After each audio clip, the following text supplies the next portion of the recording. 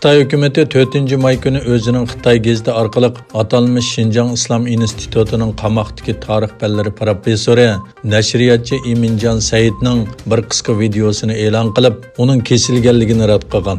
Uning uyida singa ilinganligi ilgari surilgan bu videoda Xitoy gazetining Twitter hisobida e'lon qilingan bo'lib, videoning Iminjan Saidin g'oyib bo'lib, dal 2 yil bo'lganda e'lon qilinishi diqqatni tortdi.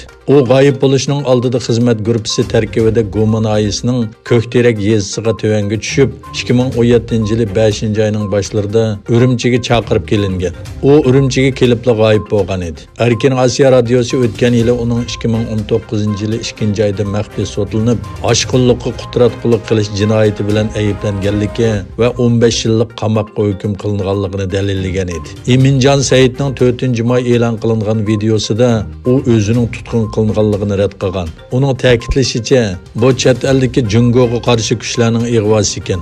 Uning Amerikada o'qiyotgan qizi Samira Imin 5-may kuni kechasi dadisi bilan Undidarda ko'rishgan.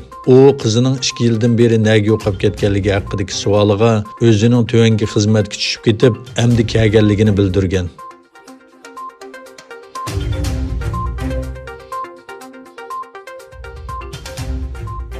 Amerika juma kuni Xitoy muxbirlar uchun yangi belgilama e'lon qilib, ularning vizasining muddatini 90 kunga qisqartganligini, ammo uzarsa bo'ladiganligini bildirdi. Amerika bilan Xitoyning bu xil o'chilish harakatlari Wuhan tojisimon virusi yer shari miqyosida tarqalayotgan bir paytda yuz bergan bo'lib, Washington buning amerikalik muxbirlarning Xitoydagi muomalasiga qaytarilgan inkos ekanligini aytdi. Yaqinqi yillarda Xitoy bilan Amerika muxbirlariga qarata bir qator o'chilish harakatlarini qo'llandi. Xitoy martda 3 amerikalik muxbirni qo'g'lab chiqadi. Buningdan bir oy ilgari Amerika Xitoyning 5 taratqusini chet el vakillari qatoriga kirgizganligini e'lon qildi.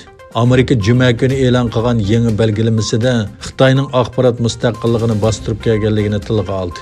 Dushanba kuni yo'lga qo'yilgan yangi belgilama Xitoy muxbirlarining viza muddatiga 90 kun cheklamas qo'ygan. Ammo uzartqili bo'ladi. Odatda bu xil vizalarning vaqt cheklamasi yo'q bo'lib, faqat xizmatchi boshqa shirkat yoki taratqularga yetkazilgan vaqtda uzartishni iltimos qilish kerak.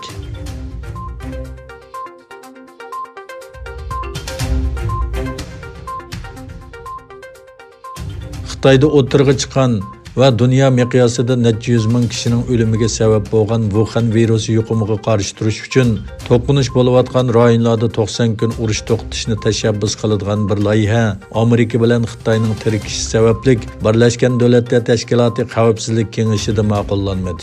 Xavfsizlik kengashida Amerika mazkur loyihadagi mazmunlarning Dunyo sahiyat tashkilotining manbalariga asosan tayyorlanganligini e'tirof qildi va texim ochiq bo'lishini talab qildi.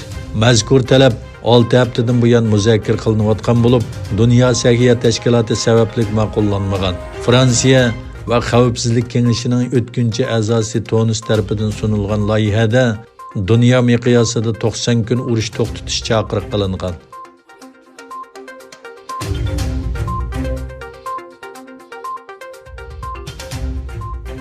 Ma'lum bo'lishicha, Kanada Xitoydan setib olgan N95 tipli 11 million maskaning 8 millioni o'lchamga to'shmagan.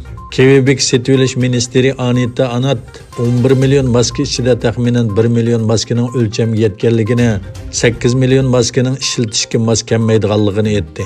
Anat qolgan maskalarning sinoq bosqichida ekanligini ko'rsatib, 8 million o'lchamga to'shmagan maskaning boshqacha bir taraf qilinganligini qayd qildi. Yana bir tarafdan Kanada matbuotlari Xitoydan import qilingan 1 million N95 tipli maskaning sifatsiz ekanligini xabar qildi.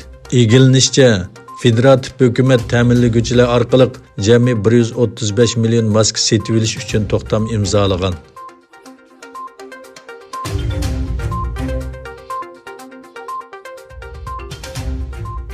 Birlashgan Davlatlar Tashkiloti Kishilik huquqi oliy komissari Daesh va boshqa terrorluq tashkilotlarining Wuhan virusi krizisidan foydalanib Suriyada qayta tashkillanayotganligini bildirdi. Birlashgan Davlatlar Tashkiloti Kishilik huquq oliy komissari butun dunyo Xitoy virusiga qarshi kurash qilayotgan bir paytda Daesh qatorliq terrorluq tashkilotlar va guruppilarining Suriyada qayta tashkillanayotganligini aytdi. Birlashgan Davlatlar Tashkiloti Kishilik huquq oliy komissari Michel Bachelet Bu tashkilotning Janvadagi bosh shtabida e'lon qilgan bayonotida rayondagi vaziyatni soatlik bomba bilan selishtirib, buni hargiz nazardan saqit qilishga bo'lmaydiganligini ta'kidladi.